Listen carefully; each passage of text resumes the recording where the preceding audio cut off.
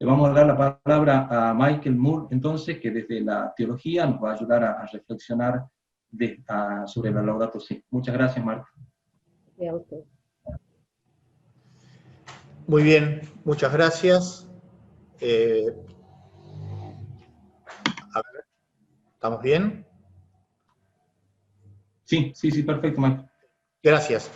Muy buenas tardes a todos. Muchas gracias a los organizadores de la UCASAL por esta invitación. Gracias, Marta, por tus palabras, por tu reflexión. Creo que compartimos bastante las ideas. Bien, yo voy a hablar desde la teología y el título que le puse a mi reflexión es Aportes desde la ecoteología a la conversión ecológica integral. No quiero irme sin haberte amado, tierra, como una esposa.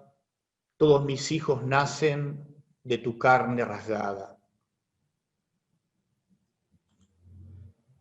Este es el esquema de mi presentación. En un primer momento, perspectivas epistemológicas, el tema de la interdisciplinariedad y el tema de repensar las fuentes, y el segundo aspecto, que es el nuclear, el repensar nuestra imagen de la naturaleza, del ser humano y de Dios. Como podrán darse cuenta, imaginarse, esto es todo un mundo, toda una cosmovisión, así que lo que voy a hacer es simplemente enunciar las ideas. La primera parte va a ser muy breve y la segunda un poquitito más desarrollada, pero de todas maneras lo que voy a compartir son algunas ideas, algunas claves para seguir repensando. A modo de introducción diría que el punto de partida es que el gran desafío es animarse a repensar toda nuestra fe. A partir de esta suerte, digo yo, de signo de los tiempos, entre comillas, que es el despertar ecológico. Repensar y animarse a ensayar una teoría y una praxis de vanguardia. En el fondo, creo yo que la gran cuestión es ni más ni menos cómo se relacionan el creador y lo creado, o lo divino, lo humano y la naturaleza, lo que tradicionalmente se llamaba una cosmovisión. Bien, el Papa en el Laudato Si 2.17 dice, este tema es esencial, no es opcional para el cristiano. Y en el 121 habla de la necesidad de repensar y reexpresar al cristianismo. Permítame relacionar entonces estas dos claves. La ecología integral, que es de la que habla el Papa, ustedes saben, no es una cuestión meramente ambientalista o la llamada ecología verde. La ecología integral supone la inseparabilidad de la preocupación por la naturaleza, la justicia con los más pobres, el compromiso social, la paz interior, mucho más amplio, y de aquí se deriva lo que se viene llamando la ecoteología.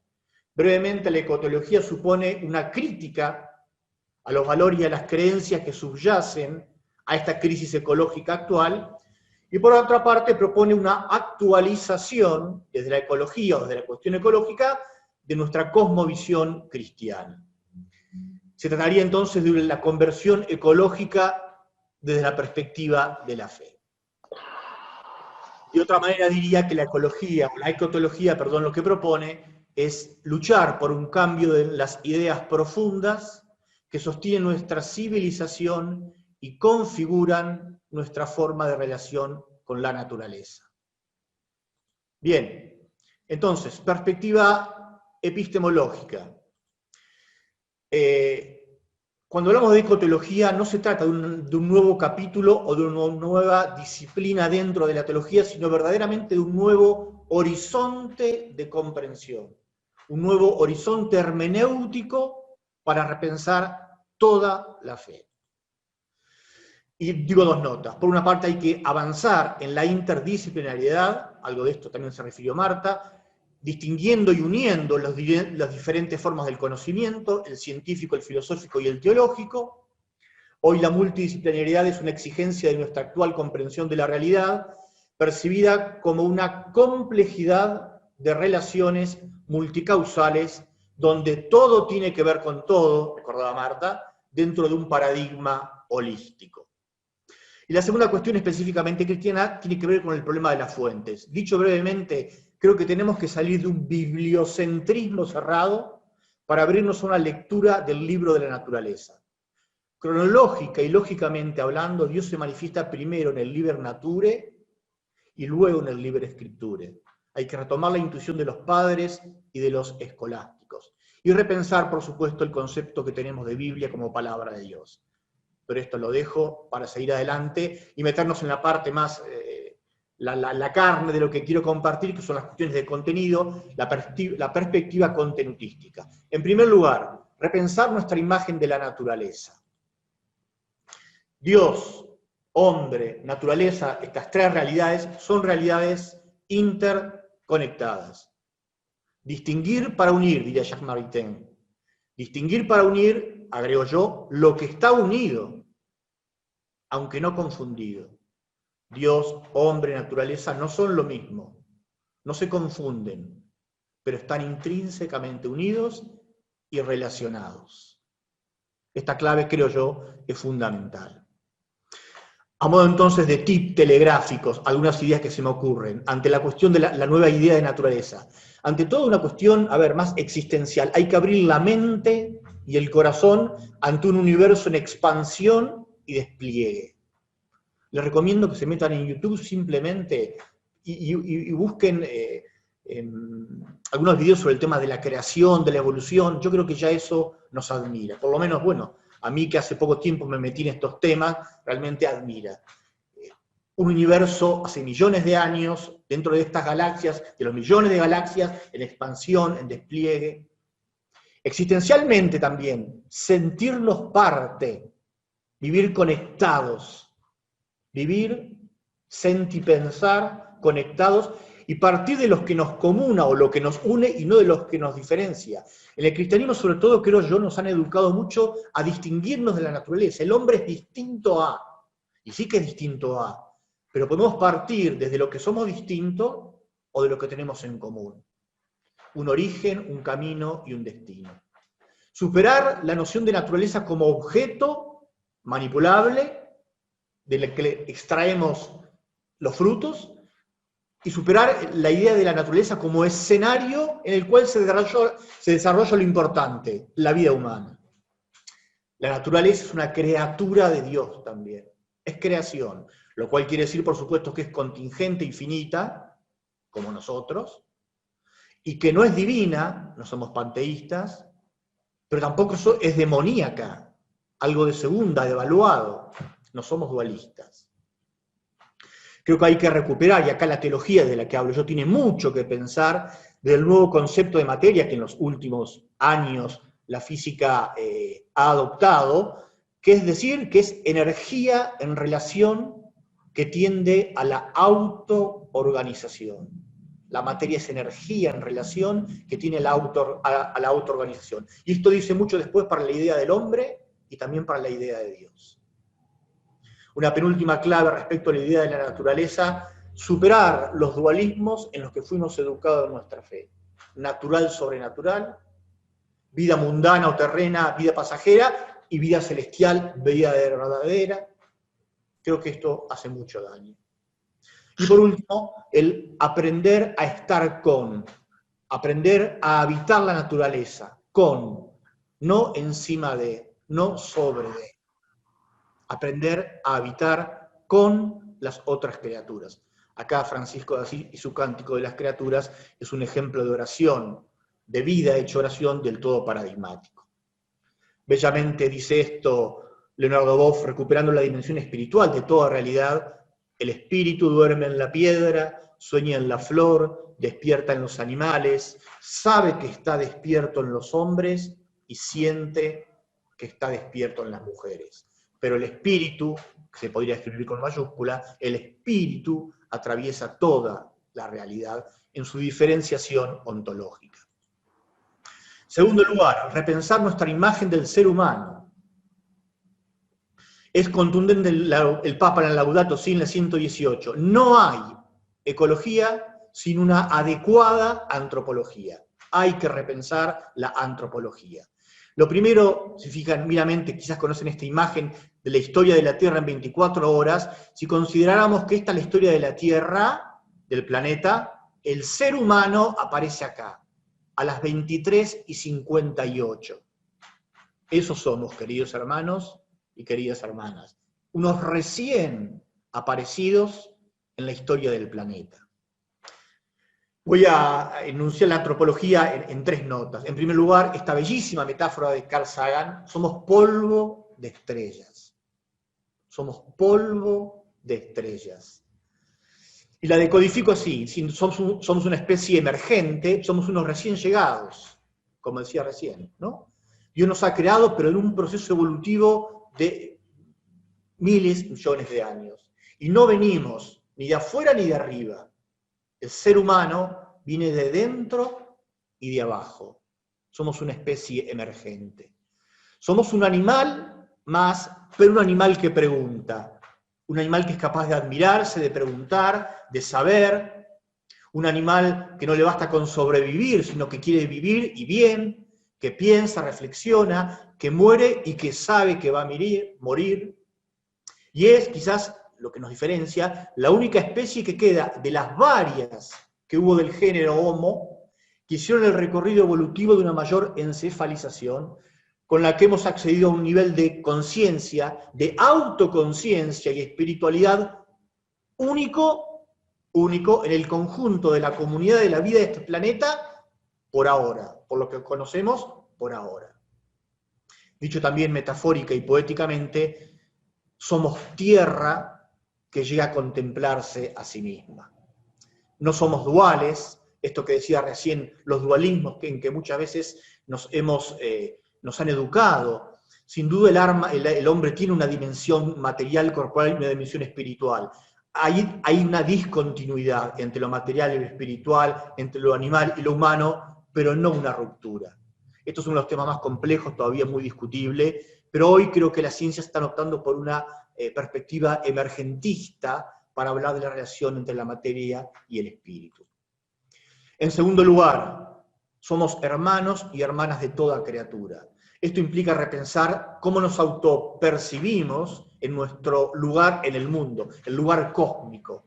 Decía recién, habitar con y entre las criaturas, liberándonos del instinto de dominación y manipulación sobre lo otro. Desde aquí la noción de pecado ecológico que está empezando a comentar en sus últimas intervenciones, creo, el Papa Francisco, que yo lo defino como una autoafirmación del humano, pero que no respeta y violenta la esfera de la naturaleza creada y o de lo divino. Y en tercer lugar, somos hermanos cuidadores de lo más débil. Somos hermanos de todos, pero sobre todo, dice el Papa, cuidadores de lo más débil. Hay muchos textos de Laudato Si que hablan de esto. Y en último lugar, quizás lo más importante, repensar nuestra imagen de Dios.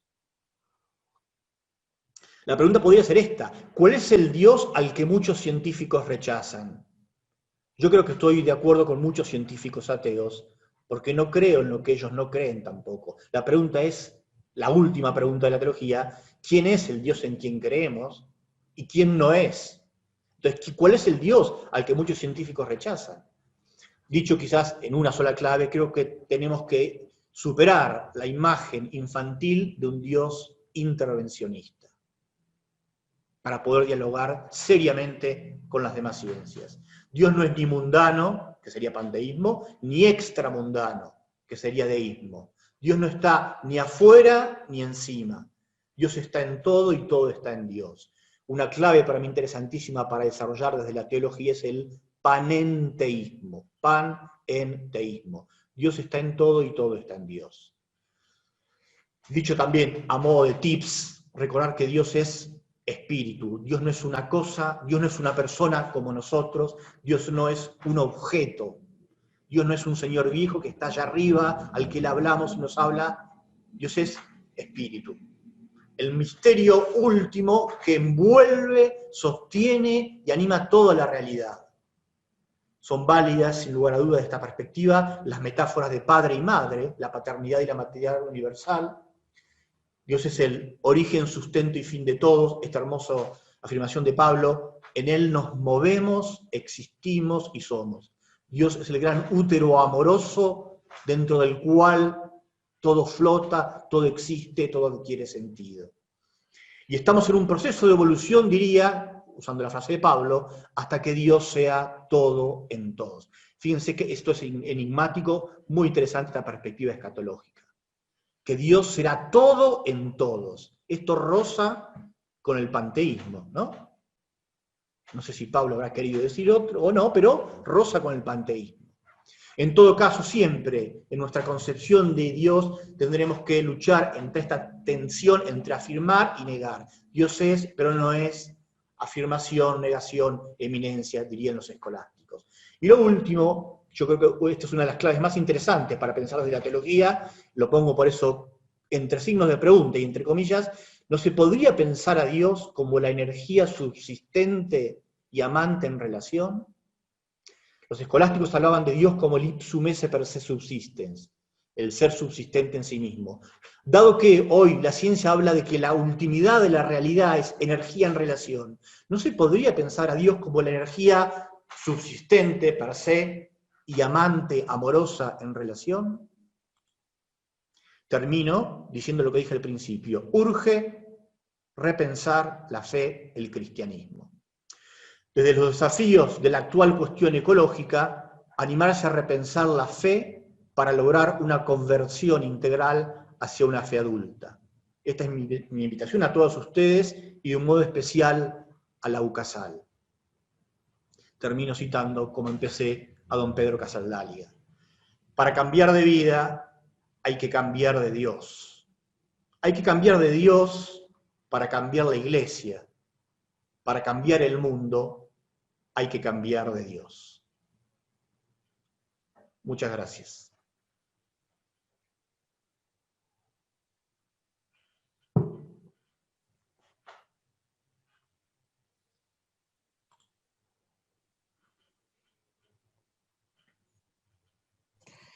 Matías, habilita tu micrófono, que estás muteado.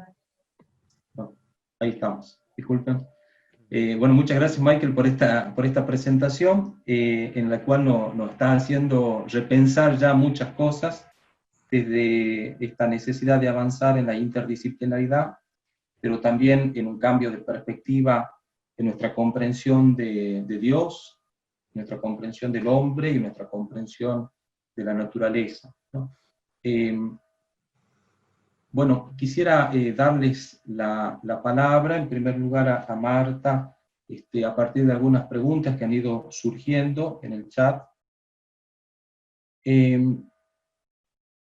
Quisiéramos que nos puedas ayudar un poquito más a reflexionar sobre esta idea de que todos los seres son sujetos morales, ¿no? ¿Qué implicancias tiene eso para nuestra comprensión de nuestra responsabilidad, ¿no? Al final hablabas de la ética, pero quedó un poco resonando esa idea, ¿no? Todos los seres son sujetos morales. ¿Cuál es el modo en que se ejerce esa responsabilidad moral en la totalidad de la creación?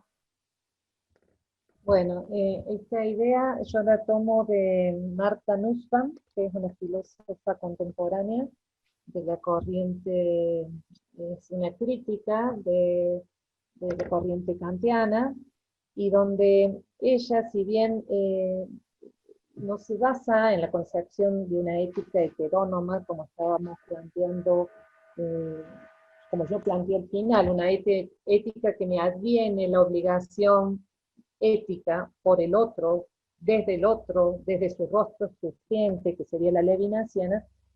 Sin embargo, ella cuando plantea toma el tema de los animales en el plano de lo jurídico, ¿no? Que es distinto al plano ético, por eso es que habla de sujetos morales desde el plano jurídico.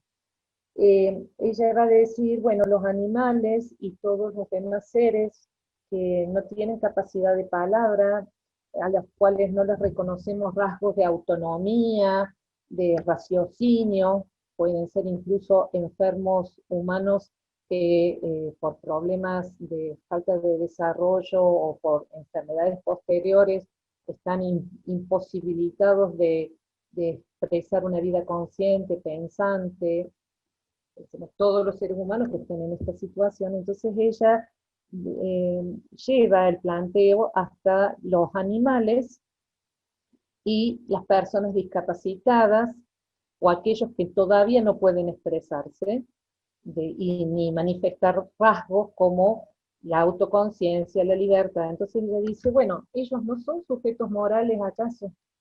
Entonces plantear una una ética jurídica, una moral, reglas de vida, normativas prescriptivas, fundadas no ya en los rasgos de el Homo sapiens, el sujeto racional, autoconsciente, que a su vez está en la base de ese antropocentrismo que dominó, instrumentalizó la naturaleza, sino desplazarse hacia una visión donde todos aquellos que sufren, donde los que manifiestan el sufrimiento son capaces, en ese sentido son sujetos morales, es decir, implican acciones de respeto, normas de cuidado, de no violencia, entonces es allí cuando se plantea este término moral jurídico de sujeto moral pasivo, algunos más pasivos y otros más activos, en cuanto a sujetos de derechos. Y la proporcionalidad de los deberes va a ir en función de eso.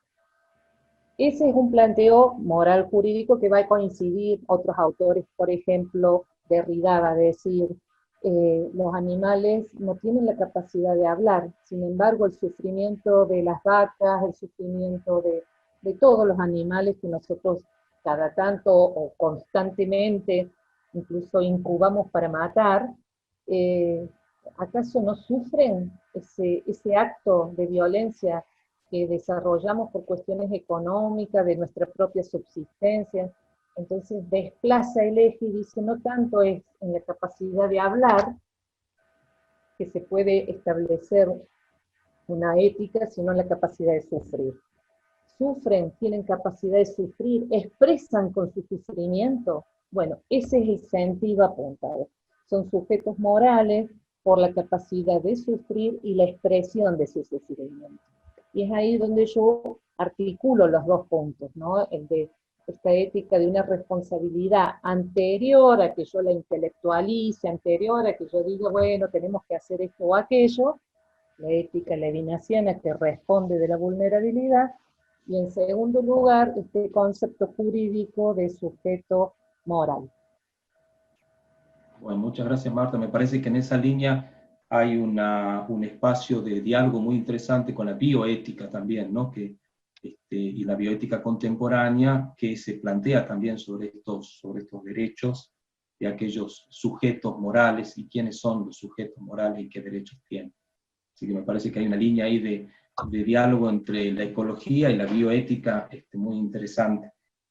Para Michael, voy a intentar unificar dos preguntas, aunque bien son diversas. En primer lugar, la pregunta apunta al lugar de la cristología, ¿no? En repensar la teología o la ecoteología, ¿no? Donde queda Cristo, verdadero Dios y verdadero hombre, en este esquema, en este proyecto de reflexión que nos ha planteado. Y la segunda pregunta hace referencia a esta idea, ¿no? De que el concepto de ecoteología es un concepto, pregunta si es un concepto que nace en ámbito latinoamericano y qué influencia tendría esta manera de pensar la teología para la vida eclesial, ¿no? Son dos preguntas un poco diversas, pero te las dejo planteadas, Michael.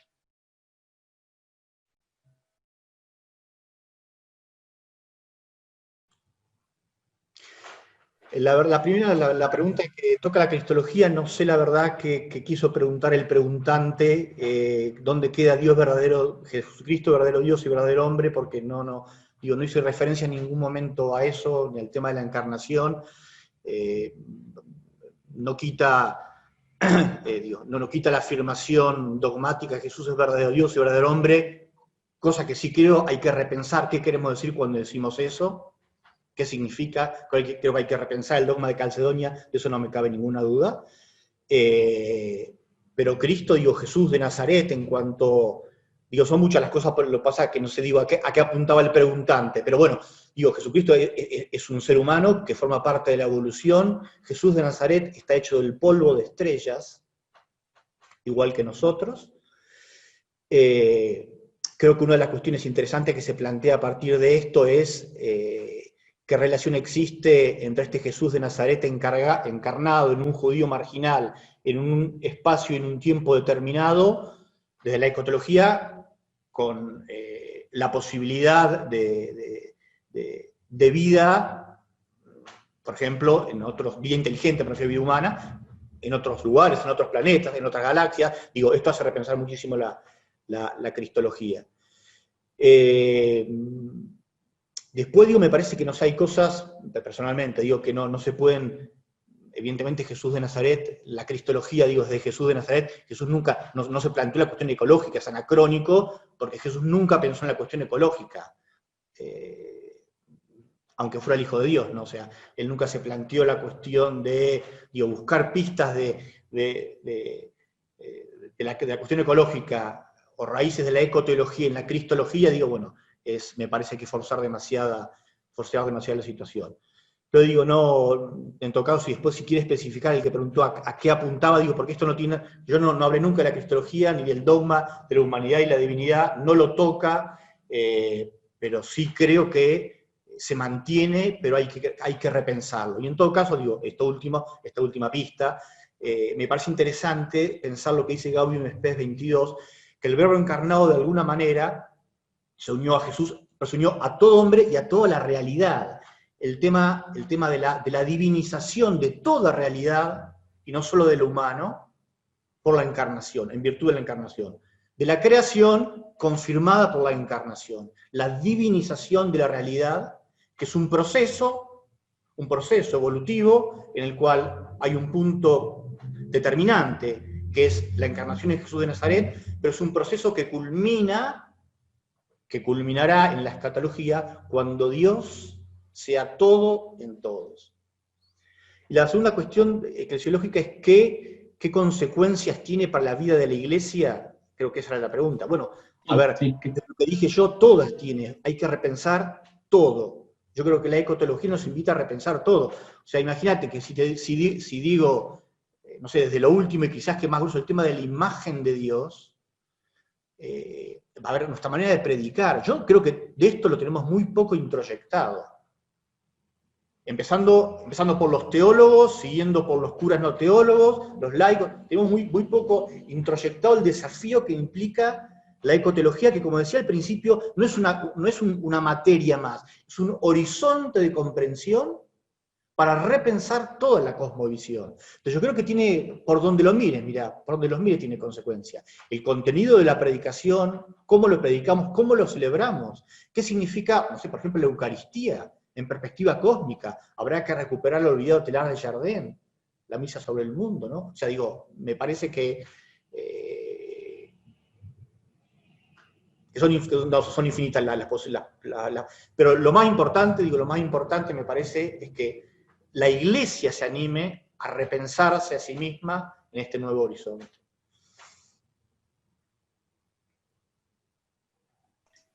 Muchas gracias, Michael. Tenemos muy poquito tiempo todavía, pero quisiera hacerle una pregunta más a Marta y, si es posible, también una a Michael. Yendo, en primer lugar, para Marta, nos venían planteando un poco qué desafíos concretos, ¿no?, a partir de esta reflexión filosófica se nos presentan hoy en nuestra sociedad para la cuestión ecológica, ¿no? Cómo este repensar filosófico nos implica, qué problemas concretos de nuestra realidad nos implica a repensar y a responsabilizarnos desde esta mirada de la ética también. Bueno, se dice que los filósofos no somos autores de las cosas concretas, no nos dedicamos a eso, pero no deja de ser un desafío que, estando en el mundo, siendo seres vivientes en el mundo, igual que los demás, no pensemos qué tipo de compromisos y acciones. Yo creo que, en primer lugar, se pueden hacer distintos tipos de acciones, desde acciones que impliquen un compromiso con lo local, donde se perciba, por ejemplo, acá en Córdoba tenemos severos incendios en las sierras y en los bosques, y ese es un problema, Y ese es un problema que ha traído el cambio climático, el calentamiento global, la desertificación intencional de los bosques por la tala. Ese es ¿Qué tipo de acción? Bueno, yo creo que la primera es, si bien somos habitantes de Gaia, de la Tierra, como estructura en dinámica de intrarrelaciones constantes, las primeras afecciones, las primeras apelaciones, en ese sentido de afección, clamores que recibimos son de los próximos cercanos. Estos bosques que están ardiendo y todavía no se pueden apagar. Entonces, un tipo de acción sería hacernos cargo de ese compromiso con lo local. Otro tipo de acción sería esto que estamos haciendo, que involucra más el campo de lo pedagógico, abrir las cuestiones a la discusión, repensar justamente estas, también Michael lo ha dicho, estas definiciones, distinciones, categorizaciones que hemos hecho, clasificaciones, humano, no humano, natural, no natural, vivo, no vivo, orgánico, inorgánico, y repensar eso con seriedad, porque no se trata de una palabra superficial sobre las cuestiones, sino intentar un diálogo serio, riguroso, y donde no se deseche nada, ninguno de los saberes, ni los saberes de la ciencia, de todas las ciencias empíricas, las ciencias matemáticas, las ciencias de la tierra, la biología, las tecnologías, las tecnociencias, todo, e incluso los saberes míticos, los saberes religiosos. Me parece que otra acción sería esto, poder establecer, recién Michael decía, un horizonte hermenéutico, y yo agregaría algo más, poder establecer una función de traductores, asumir el rol de traductores. ¿Qué hace el traductor? Escucha en una lengua y traduce a otra. Si a mí me están hablando en el plano teológico, en el plano espiritual, yo inmediatamente voy traduciendo. Si la naturaleza, o lo que sea la naturaleza, esa es otra discusión, me está diciendo algo, yo tengo que traducir esa lengua a responsabilidades concretas. Bueno, esa función de traductor me parece que es un modo de estar, de posicionarnos frente a este momento de la historia. Eso. Podría decir mucho más, pero ahí bueno, muchas gracias. Tenés unos 3 minutos más, Mal, que te pediría si nos podés contestar. Hay 2 consultas, te las dejo planteadas para que en ese momentito vos podás responder a lo que puedas, digamos, en ese tiempo. Por un lado, una pregunta, ¿no habría que pensar Calcedonia como clave hermenéutica antes que ontológica? Porque has hecho referencia al Concilio de Calcedonia también, bastante densa la pregunta para responderla, y después había otra pregunta que hacía referencia al concepto de pecado ecológico, si podías profundizar un poquito más. Elegí la que vos quieras, y el tiempo que nos queda son 3 minutitos para... Sí, yo creo que sin duda Calcedonia representa quizás lo más valioso, la cuestión formal, una unidad que supere la dualidad, como el de Calcedonia como principio hermenéutico, que atraviesa toda, no solo la cristología, sino la teología. Sí, creo que hay que recuperarlo desde esa perspectiva, y yo digo algo que he trabajado de algún autor, creo que lo más interesante para pensar esto, de la relación de lo divino y lo humano que plantea Calcedonia, es lo divino en lo humano. O sea, la cuestión que está de fondo en Calcedonia es Dios y hombre, divino y humano. Creo que la clave que hay que pensar es el en. Lo divino se nos da en lo no divino. Y lo no divino es lo humano y la naturaleza. Por lo tanto, creo que sí es un principio interesante y para aplicar a la ecoteología. Lo divino que se nos da en lo no divino, no más allá de y no sin tener en cuenta. Dios se nos da en lo no divino, lo creado humano y lo creado inanimado.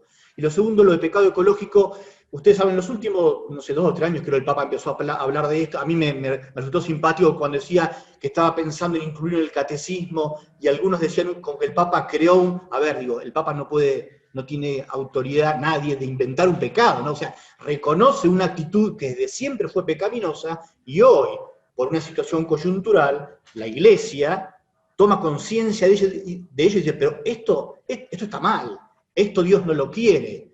Y le puso el nombre de pecado ecológico, y está pensando en incluirlo en el catecismo, me parecería bárbaro.